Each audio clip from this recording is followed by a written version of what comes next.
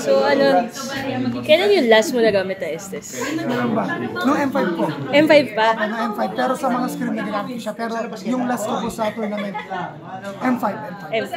Pero sa scrims, ginagamit nyo na Yes siya? po, ginagamit ko po siya. Pagkapasok lang po, tinatry po namin. Halos lahat naman po ng hero, ginagamit ko sa scrim. Kasi pag nag-explore din po, may mga time po kasi nag-explore kami ng hero. So, isa po si Estes na nagustuhan namin nung time na ginagamit namin siya this season tsaka last season. Actually, last season pa po yung maganda talaga. Kaso, hindi ko na talaga siya malakas. Tapos given nga yung patch updates and yun nga, yung ang ganda din kasi nung naging performance kanina nung Game 3. Sa tingin mo ba more teams will likely pick it again? Especially since ang tagal nung drought eh, 1 taon bago siya nagpakita sa MPL ulit. Kumbaga yung Estes po ba? Ano po ba? Estes. Kung mga ibang teams kung gagamitin din po nila. Tama?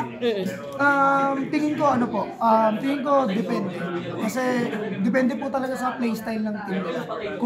Kasi pangit naman din po kung aggressive sila tapos bigla silang pipit ng Estes kumbaga siguro nag-fit lang talaga sa amin ng Estes kasi dahil din po sa mga coaches namin, tapos yung mga coaches namin nandun po si Omay Viris.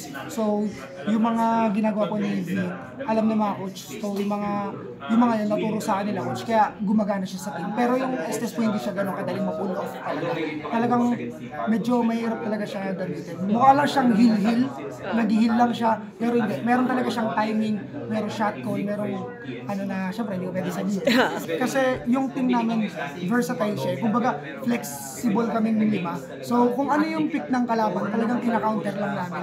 Hindi kami yung mag-stick lang sa mga utility heroes, hindi kami ganun. Kumbaga, nandun na din sa point na, doon din yung part na siguro may factor doon na si kahit kaya niya mag-assassin, kaya niya rin mag-utility jungle. Tapos ako kaya ko mag-aggressive na tank, kaya ko mag-hitman or hitman. So, tingin ko nag-connect lang talaga po. Tapos, fit din yung mga kakampi. Si Domain galing siya dati sa Minana, tapos si Minana ginagamit dati si Miles, si Spider-Miles, diba, utility din siya. Kasi Domain, utility din yung niya. So, tingin ko, nag-fit din talaga yan sa amin. Tapos, ang ganda pa kasi naging sobrang flexible. Kaya namin lumaro sa utility, kaya namin lumaro sa assassin.